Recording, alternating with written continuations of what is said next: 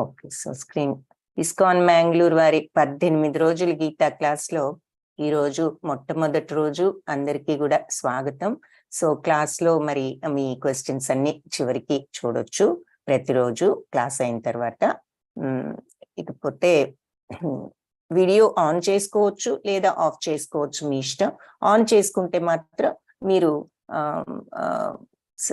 వినే పొజిషన్ లో ఉన్నట్లు ఉంటే ఆన్ చేసుకోండి, ఎందుకంటే మరి అందరూ చూసే వీడియో కాబట్టి. So class ప్రారంభిద్దాము.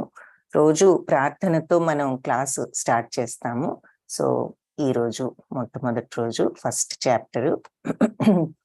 ఓం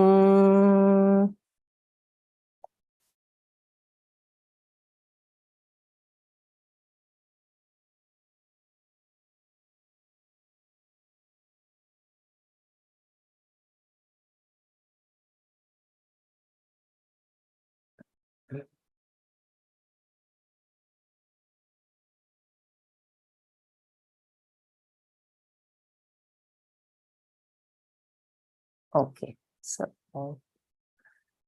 మొట్టమొదటిగా చిన్న ఇంట్రడక్షన్ ఒకటి చెప్తాను. సో ఇస్కాన్ మ్యాంగ్లూర్ తరఫున ఈ కోర్స్ జరుగుతోందని ఈ పాటికి మీ అందరికీ తెలిసే ఉంటుంది. ఇస్కాన్ అంటే ఏమిటి అంటే international society for Krishna consciousness అని ఇంగ్లీష్ లో ఈ అక్షరాలన్నిటికీ అర్థం. తెలుగులో అంతర్జాతీయ కృష్ణ భక్తి భావన సంఘం. కాన్షియస్నెస్ అంటే తెలుగులో భగవంతుణ్ణి గురించిన అండర్స్టాండింగ్, ఆయన గురించి తెలుసుకోవడం, ఆయన్ని అర్థం చేసుకోవడం. అంటే అర్థం చేసుకోవడం అంటే మాటలతో కాదు, ఎక్స్పీరియన్స్. అంటే ఆ భక్తి భావం అనేది మన కరెక్ట్ అయిన ట్రాన్స్లేషన్. కాన్షియస్నెస్ అంటే నార్మల్ గా చైతన్యం అంటాము, కానీ ఇక్కడ కృష్ణ కాన్షియస్నెస్ అన్న పదానికి అర్థం ఏమిటి అంటే కృష్ణుణ్ణి కంప్లీట్ గా ఆ భక్తి భావంతో భగవంతుణ్ణి అర్థం చేసుకోవటం అన్నది ఇక్కడ పాయింట్. సో ఏమిటి అర్థం చేసుకోవటం అంటే ఎక్స్పీరియన్స్ తో అర్థం చేసుకోవటం, మాటలతో కాదు. ఇదంతా కూడా వెరీ వెరీ డీటెయిల్డ్ గా నెక్స్ట్ 18 days చూస్తాము. ఇప్పుడు బ్రీఫ్ గా ఆ మాటకు అర్థం చెప్తున్నాను. సో ఇది ఈ భగవంతుడిని అర్థం చేసుకునేటటువంటి, భగవంతుడి మీద దృష్టిని పెట్టాలనే ఉద్దేశంతో స్థాపించిన సంస్థ. సో దీని వ్యవస్థాపకులు ఎవరు అంటే మరి 1966 సంవత్సరంలో మీరు వినే ఉంటారు కొంతమంది, ఏసి భక్తి వేదాంత స్వామి ప్రభుపాద. సో ఆయన స్థాపించారు 66 జూలైలో అమెరికా దేశంలో.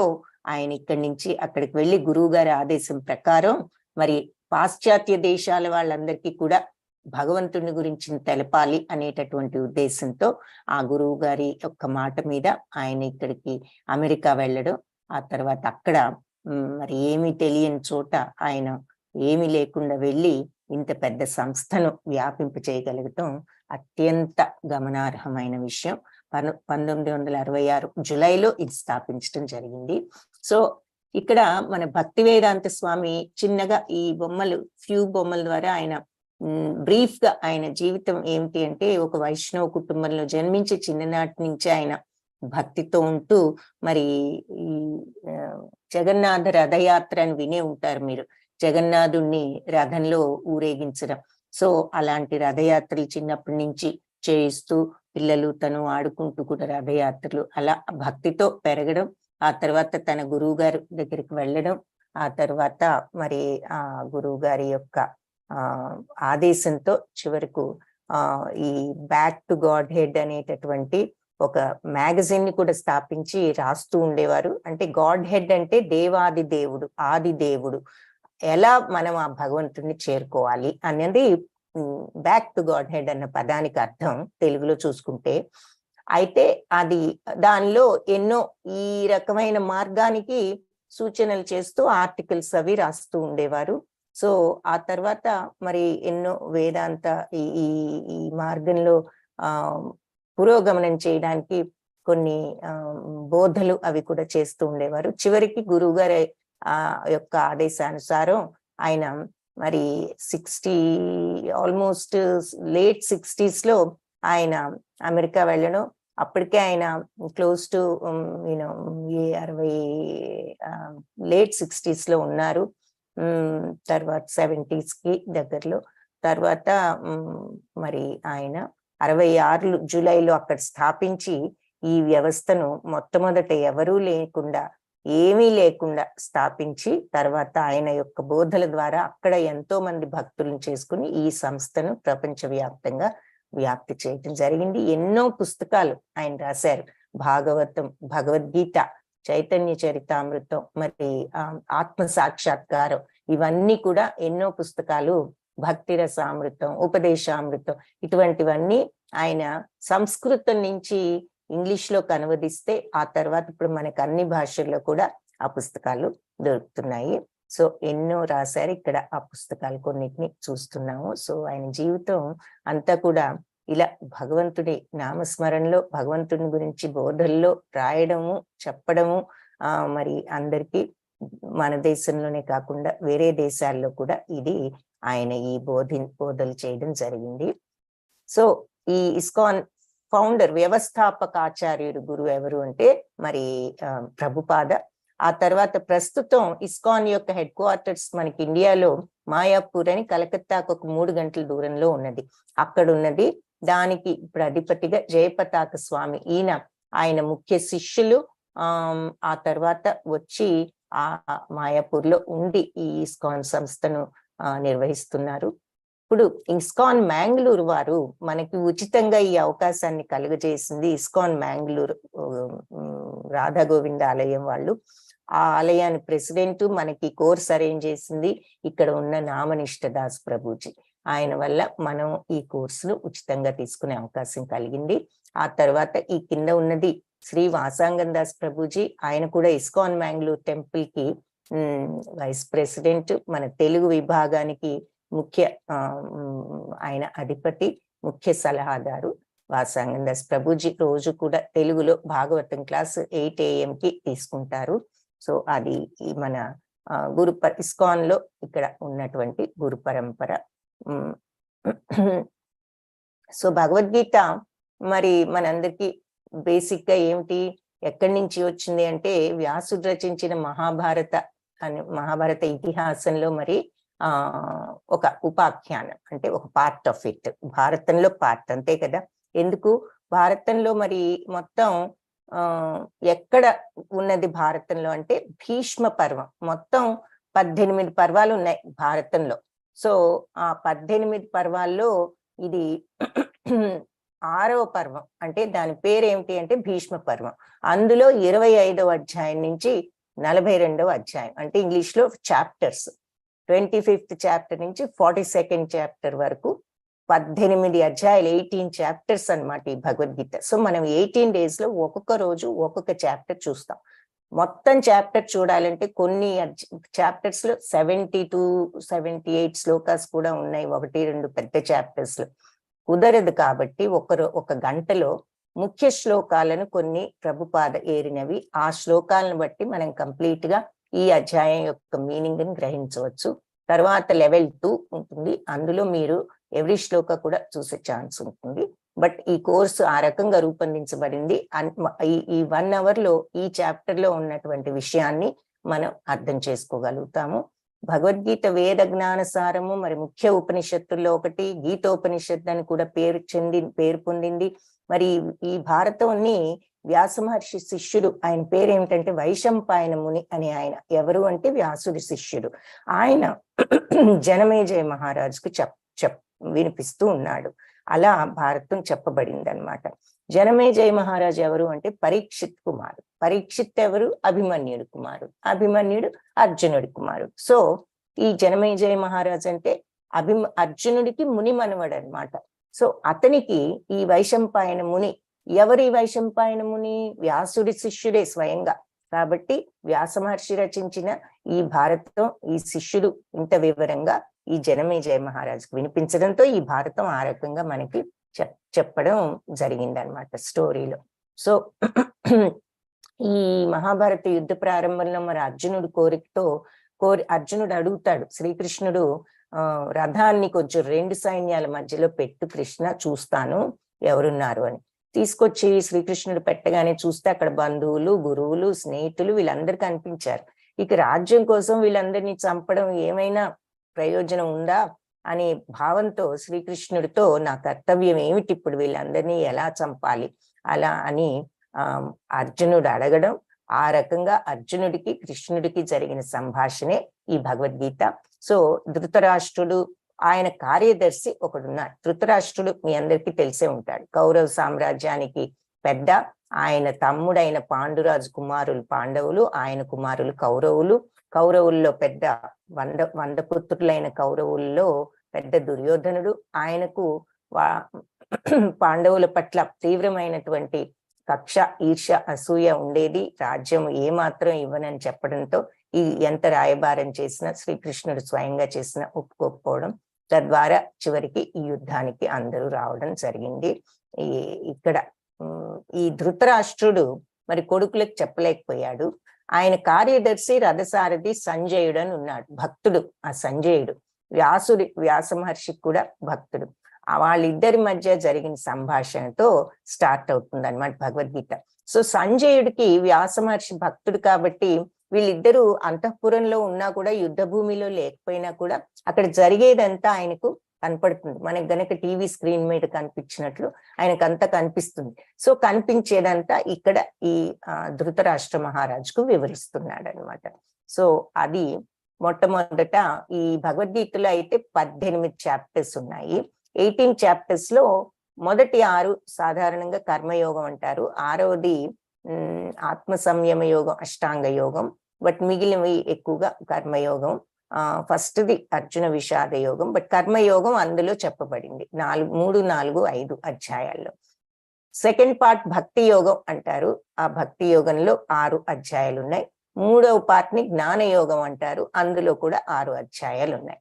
ఒక్కొక్క అధ్యాయానికి ఒక్కొక్క యోగం అని పేరు. యోగా అంటే ఏమిటి అంటే కనెక్షన్ విత్ గాడ్, భగవంతుడితో ఆ కాంటాక్ట్. ఎప్పుడైతే మనం భగవంతుడిని అర్థం చేసుకోవటం అంటే ఆ కనెక్షన్, యోగా ద్వారా. యోగా అన్న పదానికి అర్థం ఏమిటంటే భగవంతుడితో కనెక్షన్. అంతేగాని మనం చేసే ఈ ఫిజికల్ ఎక్సర్సైజ్ కావు. అవన్నీ క్రమశిక్షణతో ఉండటానికి, బాడీని అదుపులో పెట్టుకోవడానికి అవసరమైనవి. మైండ్ ఎప్పుడైతే మనం ఈ ప్రపంచం నుంచి భగవంతుడి వైపు తిప్పగలిగి ఆ కనెక్షన్ ఏర్పరచుకుంటాము, దట్ ఈస్ కాల్డ్ యోగా. భగవద్గీతలో 700 శ్లోకాలు ఉన్నాయి. ఒక్కొక్క ధృతరాష్ట్రుడికి ఒక్క శ్లోకం. మొట్టమొదటి శ్లోకం ధృతరాష్ట్రుడు అనమాట, ఆయనకొకటి.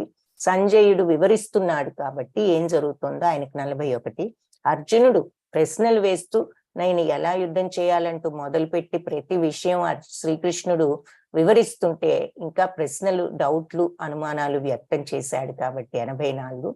మొత్తం విషయాన్ని వివరించింది శ్రీకృష్ణుడు కాబట్టి ఆయనకి 574 శ్లోకాలు ఉన్నాయి. సో దీనిని బట్టి మోస్ట్లీ శ్రీకృష్ణుడి నోటి నుంచి వెలువడినదే ఈ భగవద్గీత కాబట్టి దీనికి భగవద్గీత, ఆయన నోటి నుంచి వచ్చిన ఒక పాట అని మన పేరు ఉన్నది. మరి ఇక్కడ భగవద్గీత అంటున్నాం కాబట్టి అసలు దీని మహత్యం ఏమిటన్నది మనకి శంకరాచార్యుల వారి ఈ గీతా మహత్యం అనే దాంట్లో ఉన్నది. అది ఇప్పుడు చూపిస్తాను మీకు బ్రీఫ్ గా. అది చూసిన తర్వాత గీతా మహత్యం ఏమిటి అంటే దాంట్లో శ్లోకాలు ఉన్నాయి. అథ గీతా మహాత్మ్యా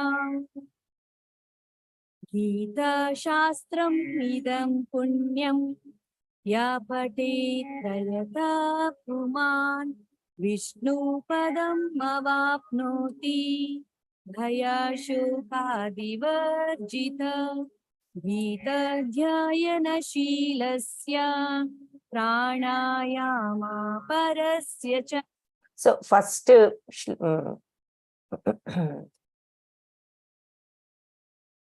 ఇందాక ఫస్ట్ శ్లోక చూద్దాము. ఓకే. సో గీతాశాస్త్రం ఇదం పుణ్యం, ఇది ఈ గీతాశాస్త్రం మరి ఎంతో పుణ్యాన్ని ఇవ్వగలిగేది. యః పఠేత్ ప్రయతా పుమాన్, ఎవరైతే దీన్ని భక్తితో పఠిస్తారో, చదువుతారో వాళ్ళు విష్ణుపదం అవాప్నోతి, విష్ణు పాదాలను పొందగలుగుతారు. భయశోకాది వర్జిత, అంతేకాకుండా భయం నుంచి, శోకం నుంచి విముక్తులవుతారు అని దీని అర్థం. ఎవరైతే ఈ గీతా శాస్త్రాన్ని భక్తితో పఠిస్తారో వాళ్లకు విష్ణుపదం ప్రాప్తిస్తుంది, మరి భయ శోకాదుల నుంచి విముక్తులవుతారు. त्रयता पुमान् विष्णुपदम् अवाप्नोति भयशोकादिवर्जित गीताध्ययनशी. సో ఈ గీతను ఎవరైతే మరి భక్తితో ధ్యానం చేయటం అంటే దాన్ని అధ్యయనం, గీతా అధ్యయనం ఎవరైతే దాన్ని స్టడీ చేస్తారో, వివరంగా చదువుతారో, ప్రాణాయామ పరస్యచ అంటే చాలా శ్రద్ధతో దాన్ని ఎవరైతే అధ్యయనం చేస్తారో, నైవ శాంతి పాపాని అంటే వాళ్ళు పూర్వజన్మ కృతానిచ అంటే పూర్వజన్మలో వాళ్ళు చేసినటువంటి పాపాలు ఏది ఉన్నా కూడా అన్ని కూడా కడిగివేయబడతాయి అని దాని యొక్క ఈ శ్లోకం యొక్క అర్థం అన్నమాట. సో ఎవరైతే ఈ భగవద్గీతను శ్రద్ధతో చదువుతారో, శ్రద్ధతో అర్థం చేసుకోవడానికి ప్రయత్నిస్తారో వాళ్ళు భగవంతుడి యొక్క కరుణతో వాళ్ళు ఇవన్నిటినీ కూడా పూర్వజన్మ పాపాలన్నీ కూడా కడిగివేయబడతాయి వాళ్లకు అని చెప్తున్నారు ఈ శ్లోకంలో.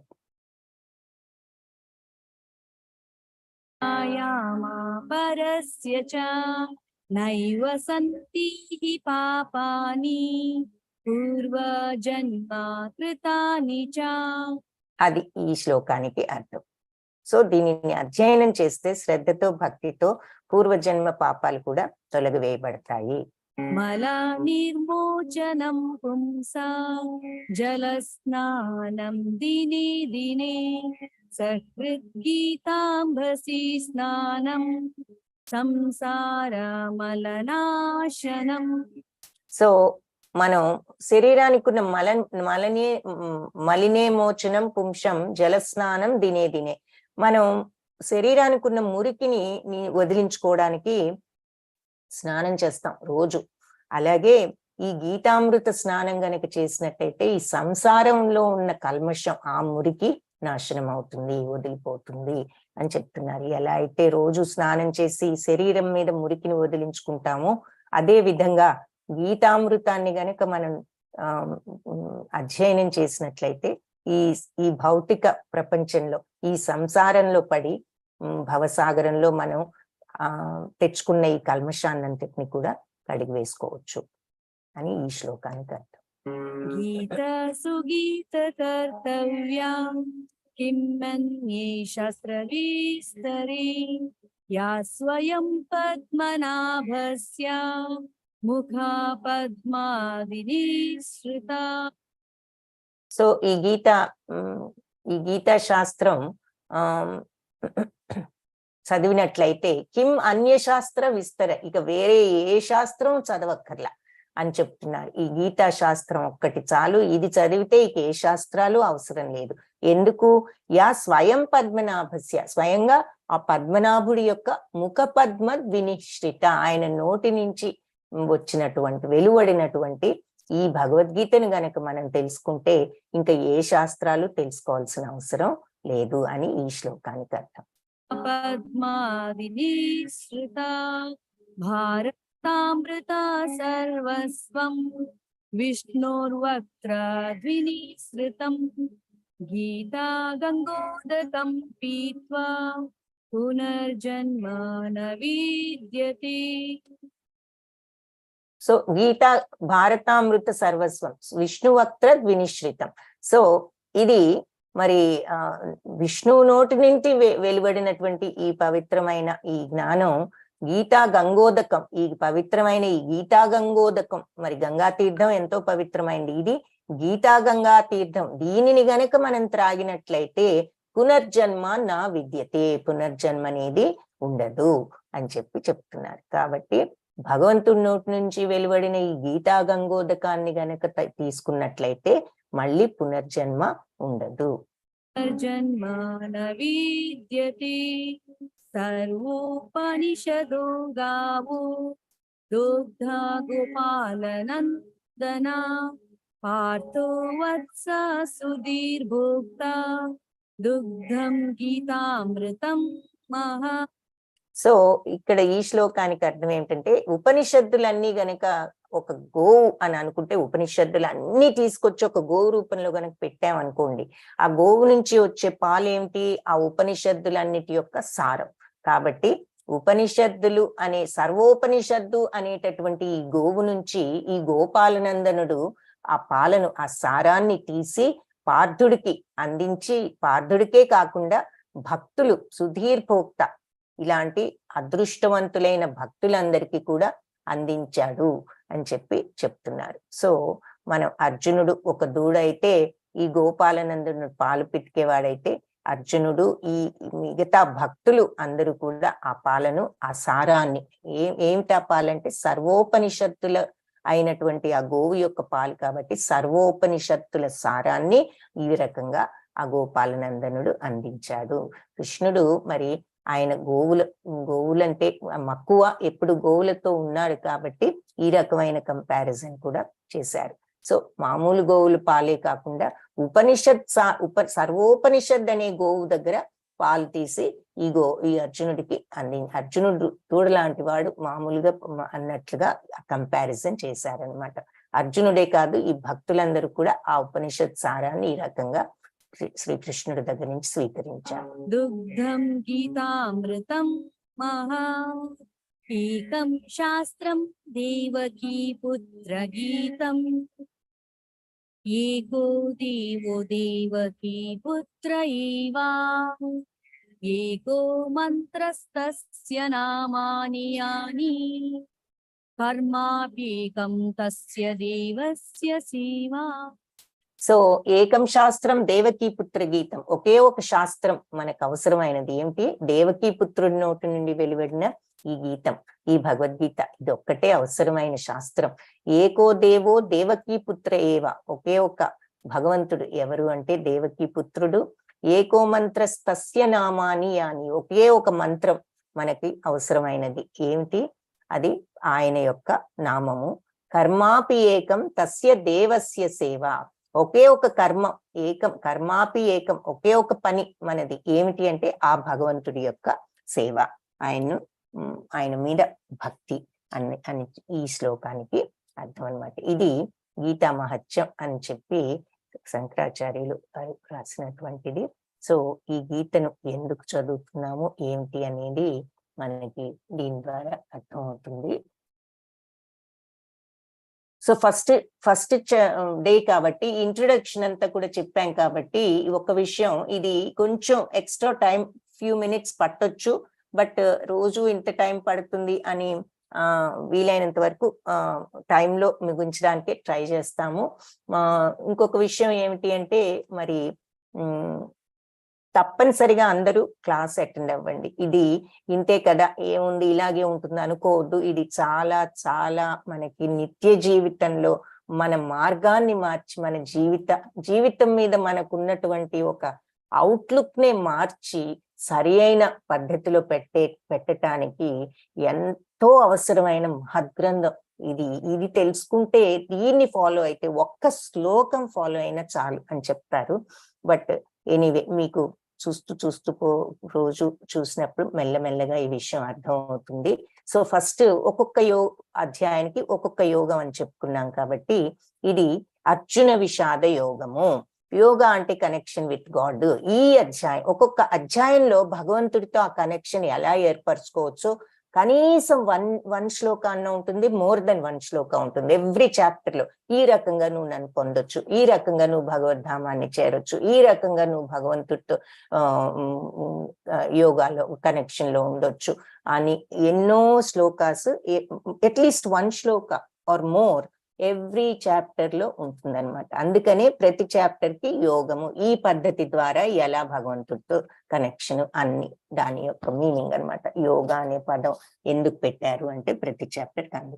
అయితే ఇది ఫస్ట్ది, అర్జునుడు ఇలా చూడటం, వీళ్ళందరినీ దుఃఖించటం, ఇవన్నీ ఉన్నాయి కాబట్టి అర్జున విషాద యోగము అని పెట్టారు. దీనికి మొట్టమొదట రోజు మనం ఈ ప్రేయర్స్ తో స్టార్ట్ చేస్తాం. ఈ రోజు ఇంట్రొడక్షన్ చెప్పాను, తర్వాత చేస్తున్నాను, బట్ ఫస్ట్ క్లాస్ మనం ప్రేయర్ తో స్టార్ట్ చేస్తాం. గురు ప్రణామ్. ఓం అజ్ఞాన తిమిరాంధస్య జ్ఞానాంజన శలాకయ చక్షురున్మిలితం యేన తస్మై శ్రీ గురవే నమః. శ్రీ చైతన్య మనోభీష్టం స్థాపితం येन భూతలే స్వయం రూపః కదా మహ్యం దదాతి స్వపదాంతికం. నమో ఓం విష్ణుపాదాయ కృష్ణప్రేష్ఠాయ భూతలే శ్రీమతే భక్తి వేదాంత స్వామి ఇతి నామినే. నమస్తే సరస్వతి దేవి గౌరవాణి ప్రచారిణే నిర్విశేష శూన్యవాది పాశ్చాత్య దేశధారిణే. हे कृष्णा करुणा सिंधो दीनबंधो जगत्पते गोपेश गोपिका कांता राधा कांता नमोस्तुते. तप्त कांचन गौरांगी राधे बृंदावनेश्वरी वृषभानुसुते देवी प्रणमामि हरिप्रिये. जय श्री कृष्ण चैतन्य प्रभु नित्यानंद श्री अद्वैत गदाधरा श्रीवासादि गौर भक्त वृंद. हरे कृष्णा कृष्ण कृष्ण हरे हरे हरे राम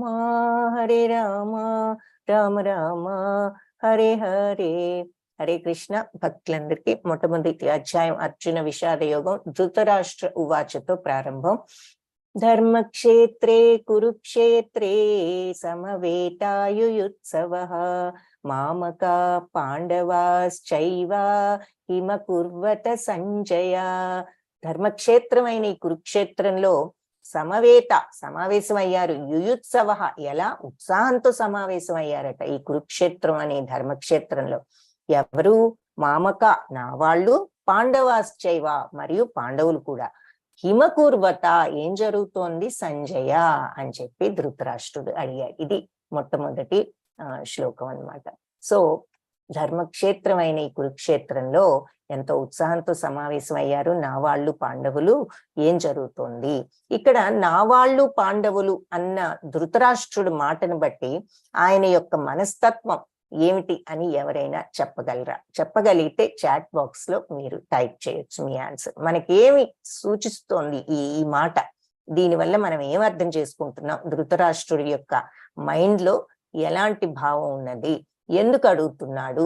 ఆయన మనస్థితి ఏమిటి? ఎందుకు ఈ ప్రశ్న వేశాడు అన్నది ఎవరికైనా ఏదైనా అడిగితే చాట్ బాక్స్ లో మీ ఆన్సర్ టైప్ చేయొచ్చు. నేను చెక్ చేసి మళ్ళీ చెప్తాను. ఈలోపు సంజయుడు ఈ ప్రశ్నకు ఆన్సర్ చెప్తున్నాడు. ఆ శ్లోకం చూద్దాం. నెక్స్ట్ ఏం చేస్తున్నారు వీళ్ళంతా? సమావేశం అయ్యారు ఉత్సాహంగా అడిగాడు కదా. సంజయుడు చెప్తున్నాడు. సంజయ ఉవాచ దృష్ట్వా తు పాండవానీకం వ్యూఢం దుర్యోధనస్తదా ఆచార్యం ఉపసంగమ్య రాజా వచనమబ్రవీత్. సంజయుడు అంటున్నాడు, మరి వ్యూహం పాండవులు వ్యూహాత్మకంగా ఉన్న ఈ పాండవ సైన్యాన్ని చూచి దుర్యోధనుడు తన గురువైనటువంటి ఆచార్యం ఉపసంగమ్య. సో ఆచార్యుడిని ద్రోణాచార్యుడు, ఎవరు వీళ్ళ గురువు? ద్రోణాచార్యుడు. ఆయనను సమీపించి ఈ రకంగా రాజా వచనం అబ్రవీత్ ఈ రకంగా మాట్లాడడం ప్రారంభించాడు. సో వ్యూహాత్మకంగా నుంచుని ఉన్న ఈ పాండవ సైన్యాన్ని చూచి దుర్యోధనుడు గురువు గారైన ద్రోణాచార్యుడి దగ్గరికి వచ్చాడట. వచ్చి ఈ రకంగా మాట్లాడడం ప్రారంభించాడు అంటున్నారు. సో ధృతరాష్ట్రుడి మనస్థితి ఏమిటి అన్నది ప్రశ్న. ఇక్కడ కొన్ని ఆన్సర్స్ వచ్చాయి, చూద్దాం. ప్రసన్న మాతాజీ సెల్ఫ్ థింక్, తన గురించి ఆలోచించుకుంటున్నాడు, తన పిల్లల గురించి. ఓకే, కరెక్టే. శారదా మాతాజీ పుత్ర వాత్సల్యం, వెరీ ఓకే, కరెక్ట్. తన పిల్లల మీద ఉన్న వాత్సల్యం అది కనిపిస్తోంది. అందుకే నో అని కూడా వాళ్ళకి చెప్పలేకపోయాడు. ఇది తప్పని తెలుసు కూడా వాళ్ళ మాటకు. ఇంకా ఎక్స్ట్రా కొన్ని విషయాలు కూడా మనకి అర్థం అవుతున్నాయి. ఏమిటో చూద్దాం. సో మన్నే వెంకటేశ్వరరావు ప్రభుజీ, ధృతరాష్ట్రుడికి తన పుత్రుల పైన ఎక్కువ మక్కువతో ఉన్నాడు. పుత్రవాత్సల్యం, పుత్రవాత్సల్యంతో ఆఖరికి నీ కళ్ళు కూడా మూసుకుపోయినాయి నువ్వు అన్న మాట కూడా చివరికి ఆయనకు వచ్చిందనమాట. మామూలుగా అంధుడే కాదు, ఈ పుత్రవాత్సల్యంతో ఆయనకు మెంటల్ గా కూడా దృష్టి సరిగ్గా పనిచేయలేదు అని. Himabindu Mataji curious about war, so cruel about Pandavas. Correct. పాండవుల పట్ల ఆ దయ, అంటే మరి తన తమ్ముడు పిల్లలైనా కూడా అక్కడ ఆ ఉండవలసినటువంటి కనీసం నీతి కూడా చూపలేకపోయాడు. Anxious to hear what happened in the Kurukshetra. అది ఆందోళన కనిపిస్తోంది. వెరీ గుడ్, అది ఒక వెరీ గుడ్ పాయింట్. సో ఏం జరుగుతోంది అన్నాడు అంటే ఏం జరుగుతుంది? యుద్ధ భూమికి వెళ్ళిన తర్వాత వాళ్ళు ఏమైనా బాల్ ఆడతారా? ఏదైనా ఫుట్బాల్ కోర్ట్? అది కాదు కదా.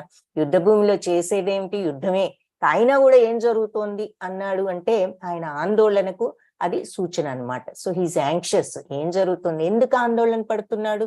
నా కొడుకులు గెలుస్తారా, నా వాళ్ళు పాండవులు అన్న మాటలో ఏం అర్థం అవుతుంది? రాజ్యం కోసం అని ఇంకొకరు వివో 1814 వాళ్ళు అంటున్నారు. సరే, రాజ్యం కోసమే ఇంత దూరం వచ్చింది విషయం. సో ఇక్కడ వన్ ముఖ్యమైన పాయింట్ ఆందోళన.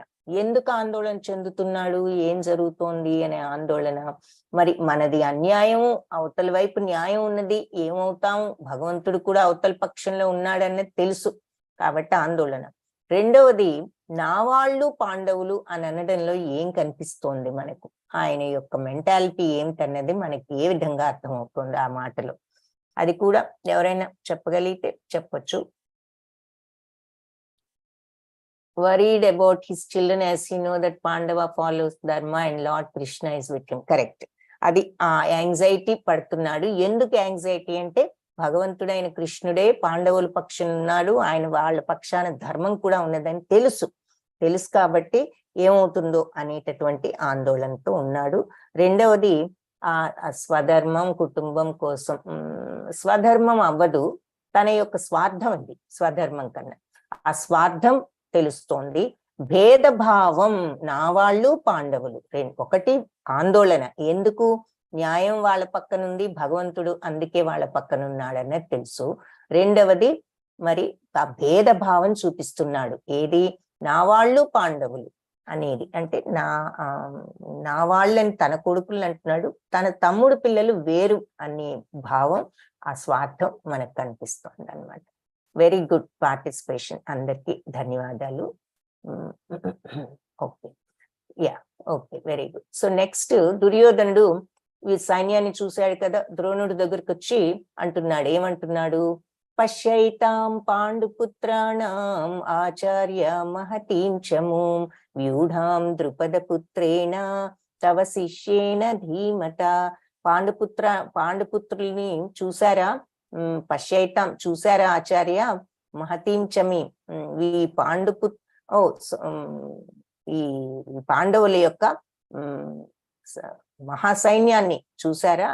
ఎలా ఉంది మహాసైన్యం? వ్యూఢాం ద్రుపద పుత్రేణ, మీ తవ శిష్యేణ ధీమత, మీ శిష్యుడైన ఈ ద్రుపద పుత్రుడు ఎంతో వ్యూహాత్మకంగా నిలిపిన ఈ పాండవ సైన్యాన్ని చూసారా అని అడుగుతున్నాడు ద్రోణుణ్ణి. అక్కడ ఈ అడగటంలో కూడా మనకు ఏం కనిపిస్తోంది? ఒకలాంటి మీ శిష్యుడు, మరి ద్రుపద పుత్రుడైన దృష్టద్యుమ్నుడు మరి ద్రోణాచార్యుడి యొక్క శిష్యుడే కాబట్టి ఆయన మీరు నేర్పిన విద్యతో ఇప్పుడు మీ మీదే ప్రదర్శిస్తున్నారు అన్న భావాన్ని వ్యక్తం చేశాడనమాట ఇక్కడ చేసి. సో మీరేదో అక్కడ లోపల పాండవుల పట్ల ఈయనకి ఎక్కడ పక్షపాతం ఉంటుందో అనేటటువంటి అనుమానం ఉన్నది కాబట్టి వాళ్ళు మీ మీద అన్ని విద్యలు, మీరు నేర్పిన విద్య మీ మీద చూపించడానికి సందేహించడం లేదు.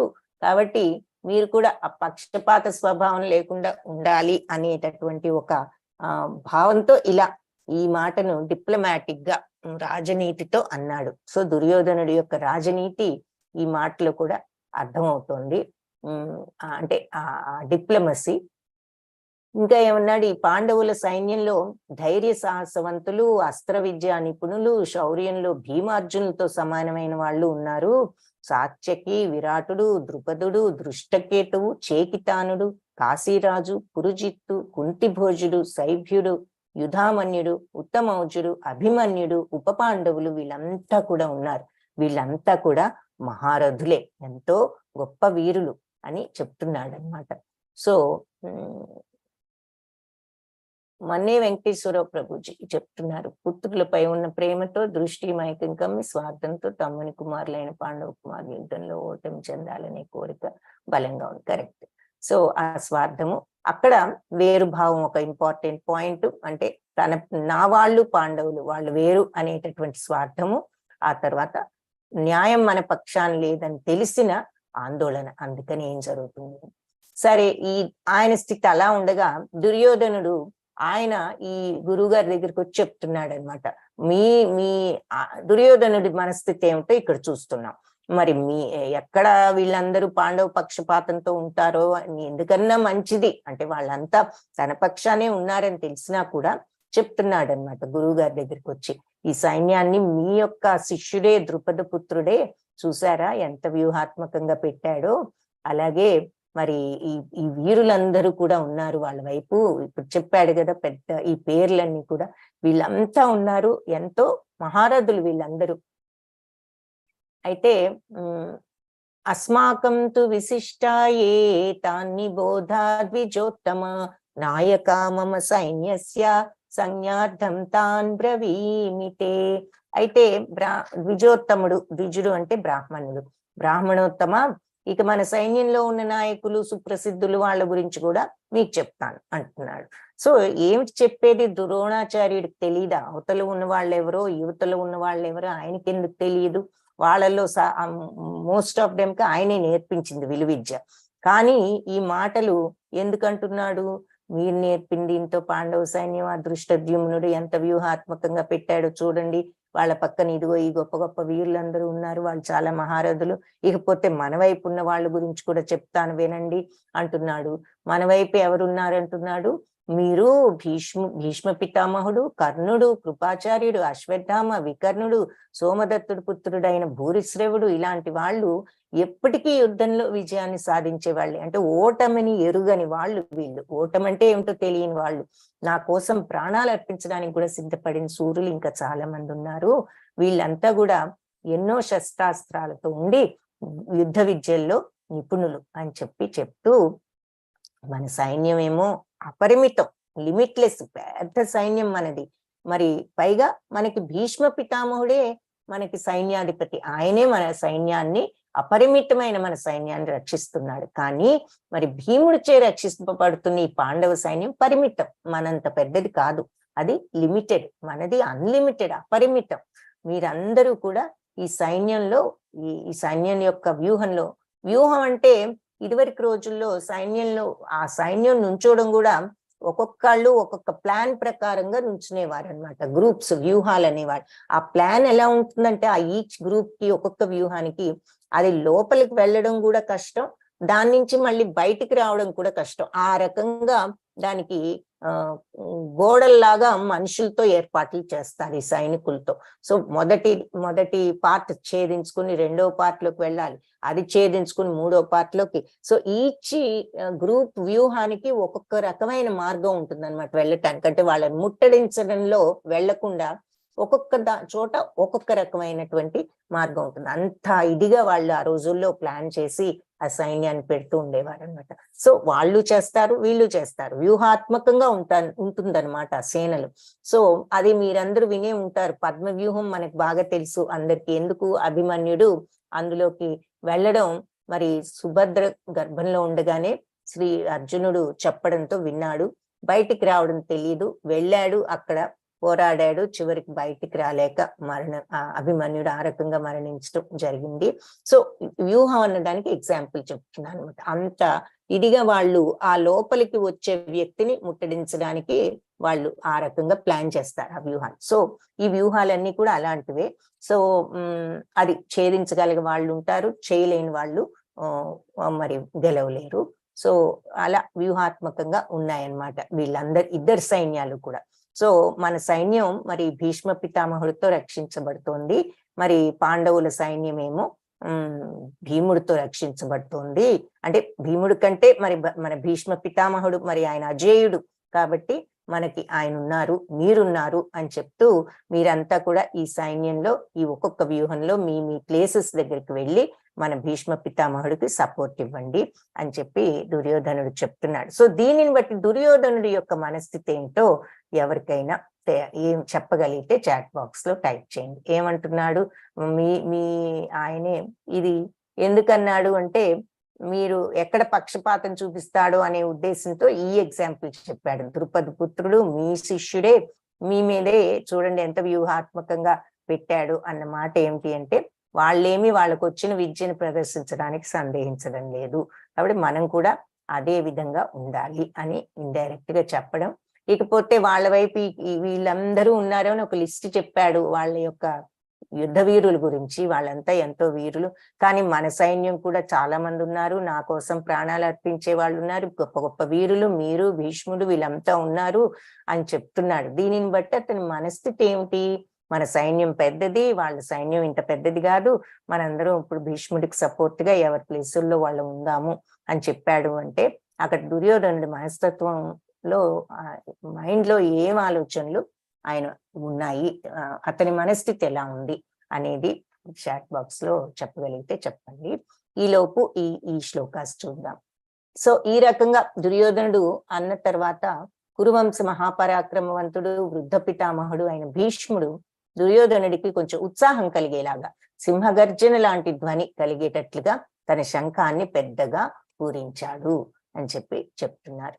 సో వీవో వారు ఏం చెప్తున్నారంటే, భయం పడకుండా గెలవాలి అనే తపన అంటున్నారు. ఓకే.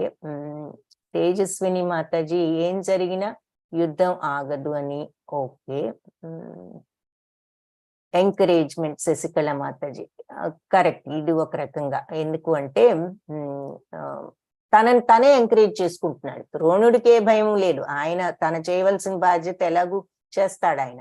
కానీ దుర్యోధనుడి మనస్థితి ఏమిటి అంటే, దుర్యోధనుడిలో ఉన్న ఆందోళన కూడా మనం చూస్తున్నాము. అది ఇక్కడ మెయిన్ పాయింట్ అన్నమాట. అందరూ ఉన్న వాళ్ళ వైపు సైన్యం ఎంత బ్రహ్మాండంగా పెట్టారు, ఎంతమంది వీరులు ఉన్నారు అని కలవరపడ్డాడు. తనకు తనే సమాధానం పరుచుకుంటున్నాడు అనమాట. మళ్ళీ మన వైపు మీరున్నారు, భీష్ముడున్నాడు, కర్ణుడున్నాడు, ఈ గొప్ప గొప్ప వీరులు, కృపాచార్యుడు, అశ్వత్థామ, వీళ్ళంతా అజేయులైన వీరులు, వీళ్ళంతా ఉన్నారు. కాబట్టి మనమేం తక్కువ తినలేదు. అసలు మన సైన్యమే అపరిమితం, పెద్ద సైన్యం, వాళ్ళది ఇంత కాదు, మనకే ఇంకా పెద్దది ఉంది అని చెప్పి తనను తాను ఆ ఆందోళనను సమాధాన పరుచుకుంటున్నాడు అనమాట. అది దుర్యోధనుడి యొక్క మనస్థితి. అక్కడ ఇంపార్టెంట్ పర్సన్స్ అందరూ తన దగ్గరే ఉన్నారనే ధీమా కొంత ఉన్నా ఇక్కడ ఆందోళన కూడా కలిగింది. ఎందుకంటే అవతల వాళ్ళ పక్క వాళ్ళ వ్యూహాలు బ్రహ్మాండంగా కనిపెట్టిన ఇంత నేర్పరితనంగా ఉన్నాయి, వాళ్ళలో ఇదిగో ఈ వీరులు అందరూ ఉన్నారు అని చూశాడు, కొంచెం కలవరం చెందాడు. సో ఇంకందుకని గురువు గారి దగ్గరికి వచ్చి, నువ్వు కూడా ఏమి పక్షపాతం లేకుండా వాళ్ళు మీ మీదే ప్రయోగిస్తున్నారు ఈ విద్య అంతాను, సో మనకున్న శక్తి అంతా ఉపయోగించాలి అని చెప్పడం.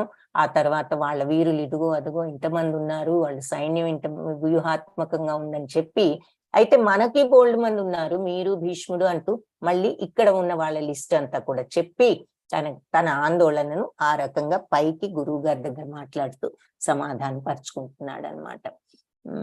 ఈజ్ అరగెంట్, లైక్ తను ఎలా అయినా గెలుస్తాడనే over confidence with little fear and తనకి తాను సర్ది చెప్పుకుంటున్నాడు. కరెక్ట్. అంటే ఆందోళన డెఫినెట్ గా ఉంది.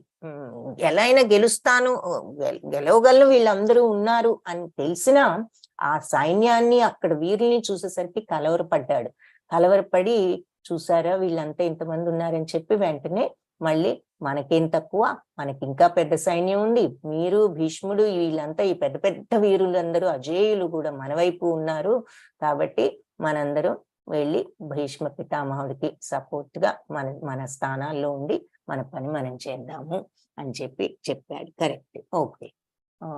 చంపయ్య, చిన్మయి మాతాజీ, ప్రసన్న మాతాజీ, సెల్ఫ్ మోటివేషన్, తనకి తనే ధైర్యాన్ని, ఎంకరేజ్మెంట్ ని మళ్ళీ ఇచ్చుకుంటున్నాడు ఆందోళన పోవడానికి. Very good.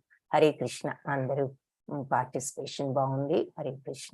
సో ఇలా కొంచెం ఆందోళన పడుతున్నాడని గ్రహించి భీష్ముడు ఈ అర్జునుడికి కొంచెం దుర్యోధనుడికి ఉత్సాహాన్ని కలిగించాలని చెప్పేసి తన శంఖాన్ని అప్పుడు గట్టిగా పూరించటం జరిగినప్పుడు ఆయన పూరించిన వెంటనే, అంటే ఏంటంటే యుద్ధ ప్రారంభంలో శంఖాన్ని స్టార్ట్ అవుతున్నట్టుగా ఆయన పూరించిన వెంటనే అవతల వైపు నుంచి కూడా శంఖాలు, వాయిద్యాలు, బేరులు, శృంగాలు ఒక్కసారిగా మోగబడ్డాయి. అంటే ఆ రోజుల్లో యుద్ధ ప్రారంభంలో శంఖం ఊదడంతో ప్రారంభించి వాళ్ళకి డ్రమ్స్ ఇవన్నీ ఉండేవి, బేరులు, శృంగాలు, అంటే మన వాయిద్యాలు, శృంగాలు అంటే వాయిద్యాలు, వేరే వాయిద్యాలు, ఈ వేరులు ఇవన్నీ కూడా మ్రోగిస్తారనమాట స్టార్ట్ చేసే ముందు. సో ఆయన శంఖాన్ని ఎప్పుడైతే ఊదారో మిగిలిన ఈ వాయిద్యాలన్నీ కూడా మోగింపబడ్డాయి.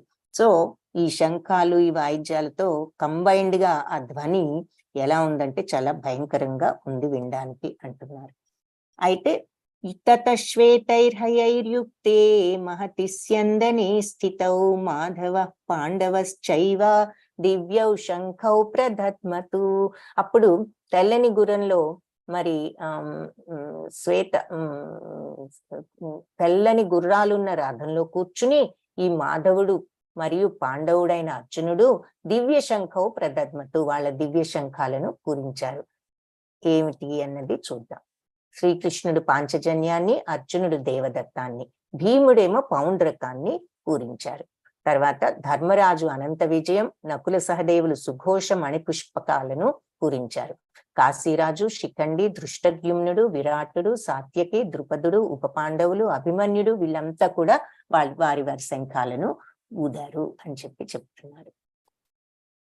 ఓకే, వెంకటేశ్వరరావు ప్రభుజీ. ద్రోణాచార్యుడు పాండవులు యుద్ధ పాఠవాలు, బలహీనతలు తెలుసు కాబట్టి ఆ ప్రకారంగా యుద్ధ ప్రణాళికలు రచించాలని ద్రోణుడు చెప్తున్నారు.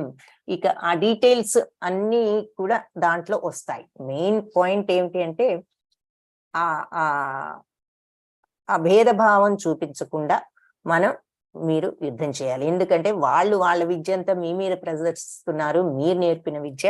సో మీరు సంకోచించకుండా మీరు కూడా మీ కంప్లీట్ విద్యతో మీ యొక్క శక్తితో వాళ్ళని ఎదుర్కోవాలి అన్న హింట్ మళ్ళీ ఆయన ఉద్దేశంతో వీళ్ళ పక్షానే ఉన్నప్పటికీ కూడా మళ్ళీ ఒకసారి ఆ మాట చెప్పడం జరిగింది అన్నమాట. సో ఇక్కడ అందరూ శంఖాలు పూరించారు కదా. సఘోషోధాత్త రాష్ట్రాణం హృదయాని వ్యదారయత్ నభశ్చ పృథివీం చైవ తుములోభ్యనునాదయన్. ఆ శంఖధ్వనులో ఆ ఘోష ఎలా ఉంది అంటే దాత్తరాష్ట్రాణం, ధృతరాష్ట్రపుత్రుల యొక్క హృదయాలు వ్యధ చెందేటట్లు చేశాయంట ఆ శబ్దాలన్నీ. అంటే ఎలా ఉన్నది, నభశ్చ పృథివీం చైవ, అవి తుములోభ్యను నాదయన్, ఈ నాదాలు భూమి ఆకాశాలను బద్దలు చేసేటట్టుగా, అంతటి సౌండ్ దద్దరిల్ల చేసేటట్టుగా ఉన్న శంఖధ్వనులన్నీ ఈ ధృతరాష్ట్ర కుమారుల హృదయాలను బద్దలు చేశాయి, అంటే కలవరపరిచాయి విపరీతంగా అని చెప్తున్నారు. అధవ్యవస్థితాన్ దృష్ట్వా ధార్తరాష్ట్రాన్ కపిధ్వజః ప్రవృత్తే శస్త్ర సంపాతే ధనుర్ ఉద్యమ్య భాండవః. ఇదంతా సంజయుడు చెప్తున్నాడు అనమాట. సో ఫస్ట్ చాప్టర్ లో సంజయుడికి చాలా శ్లోకాలు ఉన్నాయి. హృషికేశం తదా వాక్యం ఇదమహామహీపతే. సో అప్పుడు సుతుడైన అర్జునుడు జెండాపై హనుమంతుడు, మరి ఈ రథం పైన ఒక జెండా ఉంది, ఆ జెండా మీద ఉన్నది ఎవరు అంటే హనుమంతుడు. సో జెండాపై కపిరాజు అని మనం వింటూ ఉంటాం.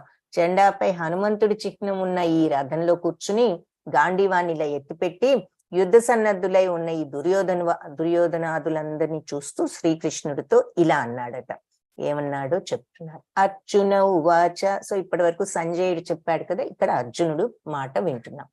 అర్జున ఉవాచ సేనయోర్ ఉభయోర్ మధ్యే రథం స్థాపయమే అచ్యుత యావదేతాన్ నిరీక్షేహం యోద్ధుకామానవస్థితాన్ కైర్మయా సహ యోద్ధవ్యం అస్మిన్ రణాసముద్యమే.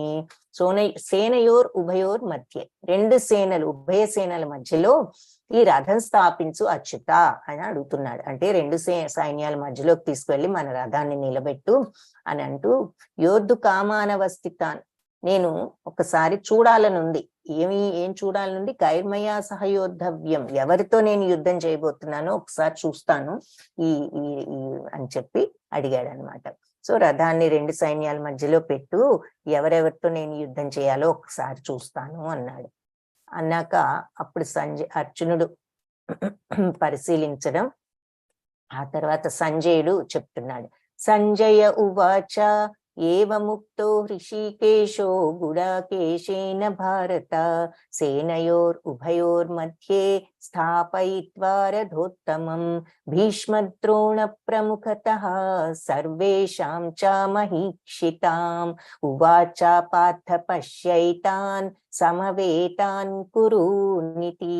సో సంజయుడు చెప్తున్నాడు, ధృతరాష్ట్ర, అర్జునుడు మాటలు ఆలకించిన తర్వాత శ్రీకృష్ణుడు ఈ రెండు సైన్యాల మధ్య భీష్మ ద్రోణాదులను ఎదురుగుండా పెట్టి పార్థ, ఇక్కడ చేరిన ఆయన కోరిక ప్రకారం సేనయోర్ ఉభయోర్ మధ్యే స్థాపయిత్వా రథోత్తమం, ఆ రథాన్ని తీసుకువెళ్లి రెండు సైన్యాల మధ్యలో పెట్టాడు అర్జునుడు అడిగినట్లుగా. అక్కడ భీష్మ ద్రోణ ప్రముఖులందరినీ కూడా మహీక్షితం, అందరినీ చూడు ఈ వాళ్ళని.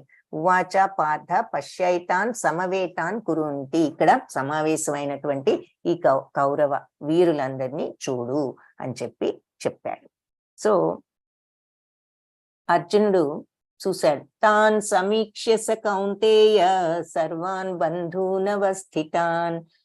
ఇది మళ్ళీ సంజయ్ ఉవాచ అన్నమాట. కృపయా పరయావిష్టో విషీదన్నిదమబ్రవీత్. అప్పుడు సమీక్షించాడు, అంటే అందరినీ చూశాడట ఈ కౌంతేయుడు అంటే కుంతిపుత్రుడైన అర్జునుడు. ఎవరిని చూశాడు? సర్వాన్ బంధువుని అవస్థితాన్, అక్కడున్న బంధువులందరినీ కూడా చూశాడు. చూసి కృపయా పరయావిష్టో, దయతో నిండిపోయింది అతని హృదయం. విషీదన్నిదం అబ్రవి, దుఃఖంతో ఇలా మాట్లాడు. వాళ్ళందరినీ చూసి హృదయం అంతా దయతో నిండి దుఃఖంతో ఈ విధంగా మాట్లాడటం ప్రారంభించాడు. యుద్ధాసక్తులై ఎదురుగుండా ఉన్న ఈ బంధువులను చూడగానే నా అవయవాలు తడబడుతున్నాయి, నోరు ఎండిపోతోంది, శరీరం గగుర్పాటు చెందుతోంది, గాంధీవం చేతిలో నుంచి జారిపోతుంది, నా దేహం మండిపోతోంది, నిలబడ్డానికి కూడా శక్తి లేకుండా నా మనస్సు తల్లడిల్లిపోతోంది అని చెప్పి తన యొక్క స్థితిని వివరించాడు. నేను ఏం చేయబోతున్నాను, వీళ్ళందరినీ నేను ఇప్పుడు చంపబోయేది అని వెంటనే అతనికి ఈ ఫీలింగ్స్ అన్ని వచ్చి మనస్సు తల్లడిల్లిపోయి ఇక నుంచోడానికి కూడా శక్తి లేకుండా అయిపోయాను. సో చెప్తున్నారు, అవయవాలు కంపిస్తున్నాయి, నోరు ఎండిపోయింది, దేహం కంపిస్తోంది, మరి రోమాంచితం అవుతోంది, గాంధీవం జారిపోతుంది చేతిలోంచి, చర్మం మండిపోతుంది, కాళ్ళు నిలబడలేకుండా ఉన్నాను, మనసు మరి తల్లడిల్లిపోతోంది అని చెప్పాడు కదా. అప్పుడు చెప్పి ఏమంటున్నాడంటే, నచ శ్రేయోను పశ్యామి హత్వా స్వజనమాహవే నకాంక్షే విజయం కృష్ణ నచ రాజ్యం సుఖాని చ. నచ శ్రేయోను పశ్యామి, అసలు ఏమి మంచి జరుగుతుందో నాకు అర్థం కావడం లేదు. హత్వా స్వజనం ఆహవే, ఈ స్వజనులను హతమార్చిన తర్వాత నాకు వచ్చే సుఖం ఏమిటో నాకు అర్థం కావడం లేదు. నకాంక్షే విజయం కృష్ణ, నాకు ఈ విజయం మీద కాంక్ష లేదు, కోరిక లేదు కృష్ణ. నచ రాజ్యం మీద కూడా నాకు కోరిక లేదు. సుఖానిచ, ఈ సుఖాల మీద కూడా నాకు కోరిక లేదు. సో స్వయం బంధువులను చంపిన తర్వాత నా వాళ్ళను వచ్చే సుఖం ఏమిటో, నాకు ప్రయోజనం ఏమిటో నాకు అర్థం కావడం లేదు. నాకు ఈ విజయం మీద కోరిక లేదు, ఈ రాజ్యం మీద కోరిక లేదు, ఈ సుఖాల మీద నాకు కోరిక లేదు అని చెప్పి రెండవ రీజన్ ఇక్కడ చెప్తున్నాడు. ఫస్ట్ రీజన్ ఏమిటి అసలు ఈ దుఃఖం రావడానికి, అర్జున విషాదానికి? కృపయా పరయావిష్టో, ఆ బంధువులు చూశాడు, వెంటనే హృదయం అంతా దయతో నిండిపోయింది. ఆ దయతో నిండిపోయి దుఃఖం వచ్చేసింది. దుఃఖం తర్వాత అప్పుడు ఏమంటున్నాడు, నాకు ఈ బంధువులను చంపితే వచ్చే ఈ రాజ్యం గాని విజయం గాని సుఖం అక్కర్లేదు అంటున్నాడు. నెక్స్ట్ ఏమంటున్నాడు ఇంకా, పాపమేవాశ్రయేదస్మాన్ హత్వైతానాతతాయినః తస్మాన్నార్హా వయం హంతుం ధార్తరాష్ట్రాన్ స్వబాంధవాన్ స్వజనం హి కథం హత్వా సుఖినస్యామ మాధవ. పాపమే కదా నేను ఆశ్రయించేది, హత్వైతానాతతాయినః, వీళ్ళందరినీ హతమార్చిన తర్వాత నాకు వచ్చేది, నేను ఆశ్రయించేది పాపాన్నే కదా. అది థర్డ్ రీజన్. ఇవన్నీ కలర్స్ లో పెట్టింది ఏంటంటే అర్జునుడు ఇచ్చిన కారణాలు అన్నమాట, నేను యుద్ధం చేయలేను అని. సో ఇది మూడవది. మొదట కృపయ, దయతో నిండిపోయింది వాళ్ళని చూసి మనసు. తర్వాత నాకు ఈ సుఖాలేమో అక్కర్లేదు, వాళ్ళని చంపితే వచ్చే సుఖాలు అంటున్నాడు. రెండు.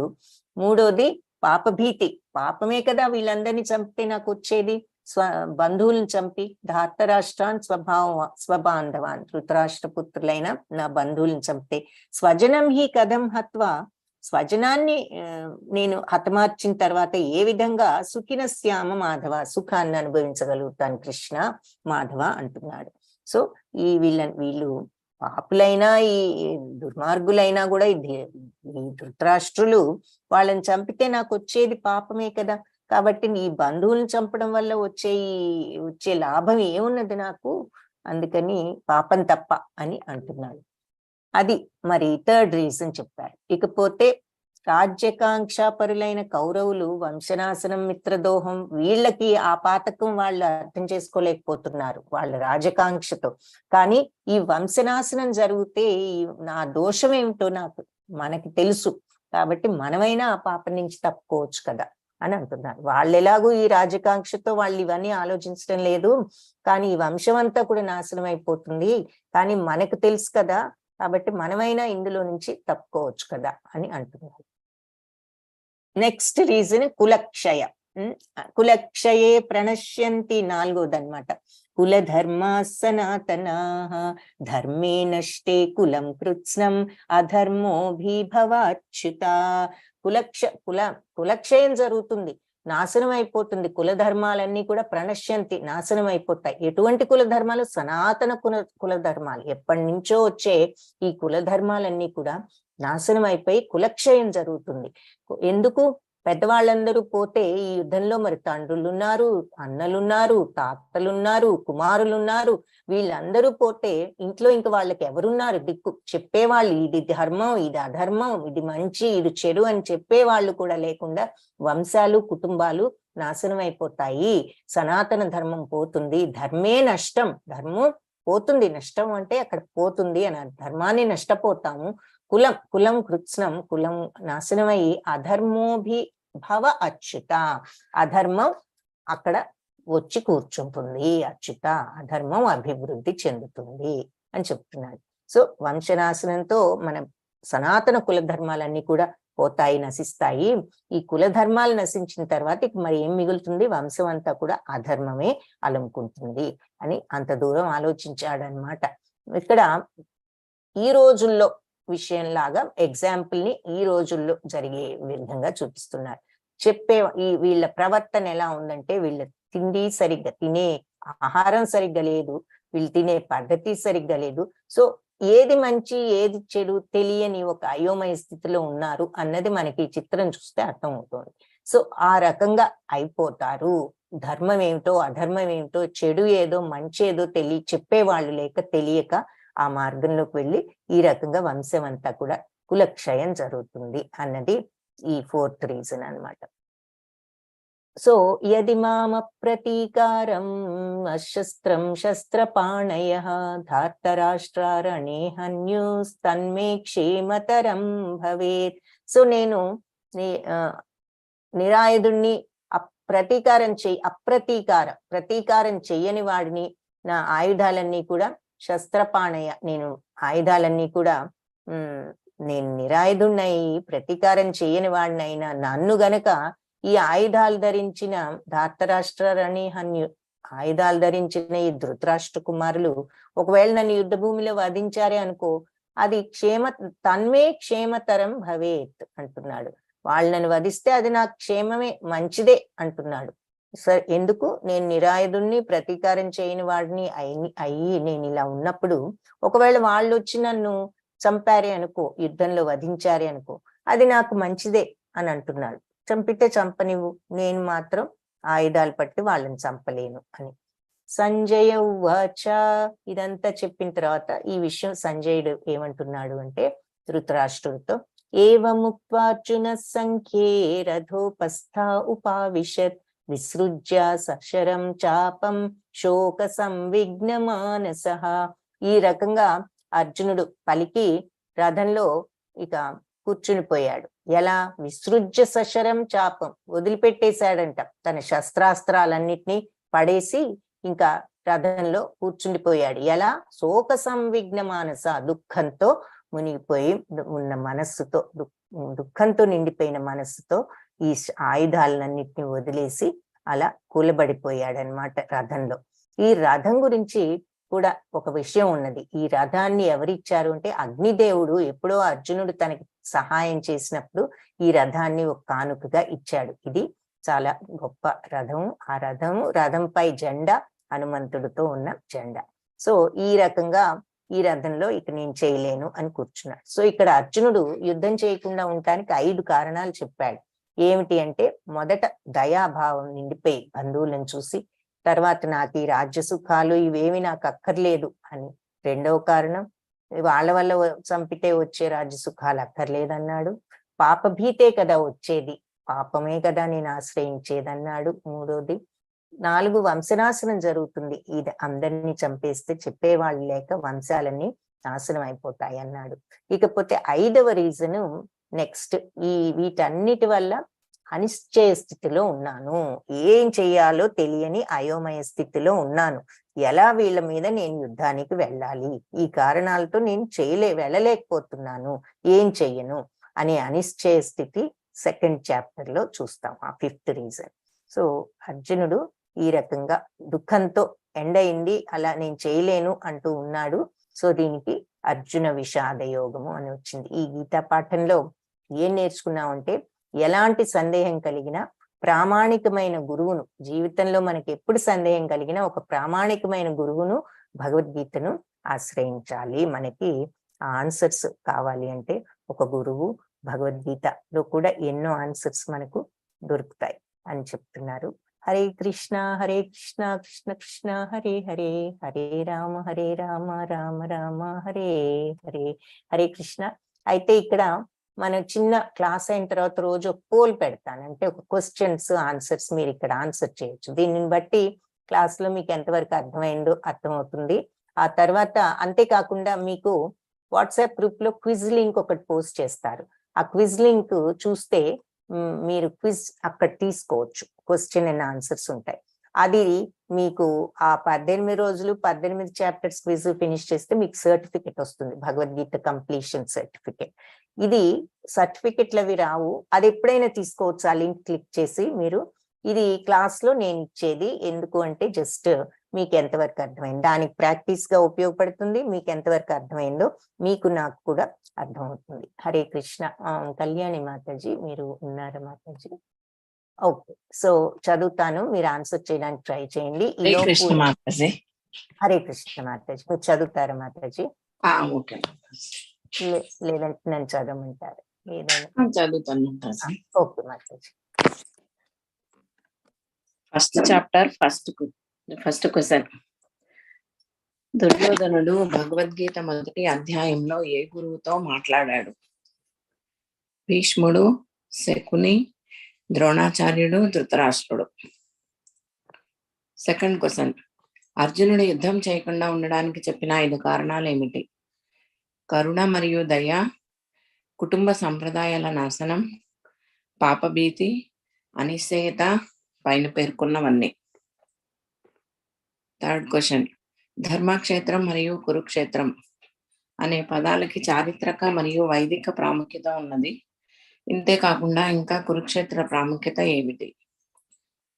కురుక్షేత్రంలో ధర్మ పితామహుడు కర్ణుడు, కురుక్షేత్రంలో ధృతరాష్ట్రుని కొడుకు దుర్యోధనుడు మొదలైన అవాంఛిత మొక్కలు తుడిచిపెట్టడం, కురుక్షేత్రంలో యుధిష్ఠిరుని నేతృత్వంలో ధర్మపరాయణులు భగవంతునిచే వర్తిల్లగలరు. డి వచ్చి పైన పేర్కొన్నవన్నీ. ఫోర్త్ క్వశ్చన్, ఇది తెలుగులో రాలేదు.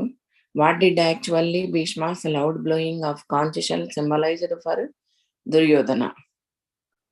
ఇది దుర్యోధనుడిని ఉత్సాహపరచడానికి ప్రతీక. యుద్ధంలో దుర్యోధనుడికి విజయం సాధించే అవకాశం లేదని ఇది సూచిస్తుంది. అది దుర్యోధనుని ఖచ్చితమైన విజయానికి ప్రతీక. దానికి ప్రత్యేకమైన అర్థం ఏమీ లేదు. Fifth question. అర్జునుడు మరియు కృష్ణుడు కూర్చున్న రథాన్ని డాష్ విరాళంగా ఇచ్చాడు? అగ్నిదేవుడు, ఇంద్రుడు, పరమశివుడు, పరశురాముడు. Sixth question. కృష్ణుడు మరియు అర్జునుడి శంఖం పేర్లు ఏమిటి? అనంత విజయ మరియు ధనంజయ, సుఘోష మరియు మణిపుష్పక, పాంచజన్యం మరియు దేవదత్తం, పైన పేర్కొన్నవేవి కావు. Seventh question. కృష్ణుడిని హృషికేశ్ అని ఎందుకు పిలుస్తారు? నిద్ర మరియు అజ్ఞానాన్ని జయించినవాడు, సంపదను జయించినవాడు, పాండవుల సైన్యానికి దర్శకుడు, ప్రతి జీవి యొక్క ఇంద్రియాలు మరియు మనసు యొక్క దర్శకుడు. హరే కృష్ణ మాతాజీ. హరే కృష్ణ మాతాజీ, ధన్యవాదాలు. సో ఎవరికైనా ఏదైనా ఈ పోల్ ఆన్సర్ చేస్తూ ఉండండి. ఈ లోపు ఎవరికైనా ఏదైనా క్వశ్చన్స్ ఉంటే హ్యాండ్ రేస్ చేయండి, లేదంటే ఏదైనా శ్లోక ప్రాక్టీస్ చేయాలనుకుంటే ఒక శ్లోకం ట్రై చేయొచ్చు. ఎవరైనా శ్లోక ప్రాక్టీస్ చేసే వాళ్ళు ఉంటే హ్యాండ్ రేస్ చేయండి. వీ కెన్ డూ 1 శ్లోక. మొట్టమొదటి శ్లోకం చూద్దాము, అది ప్రాక్టీస్ చేయొచ్చు. ధర్మక్షేత్రే కురుక్షేత్రే సమవేతాయుయుత్సవః మామక పాండవాశ్చైవ కిమ కుర్వత సంజయ. సో శ్లోక ప్రాక్టీస్ అంటే మీరు ఎలా చదవాలో నేర్చుకోవాలి అనుకుంటే హ్యాండ్ రేస్ చేయండి. నేను ఫస్ట్ ఈచ్ లైన్ చదువుతాను, మీరు రిపీట్ చేయొచ్చు. 4 లైన్స్ అయిపోయిన తర్వాత మీరు మొత్తం శ్లోకాన్ని మీరే చదవచ్చు. హరే కృష్ణ. హిమబిన్ వివో హరే కృష్ణ, అన్మ్యూట్ చేసుకోండి, హ్యాండ్ రేస్ చేశారు.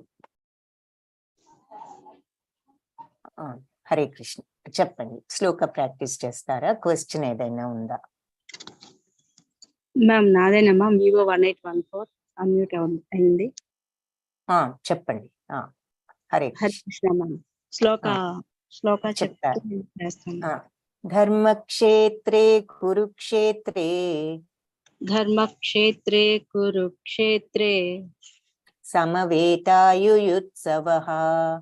సమవేతాయుయుత్సవః మామకా పాండవాశ్చైవ మామకః పాండవాశ్చైవ కిమ కుర్వత సంజయ.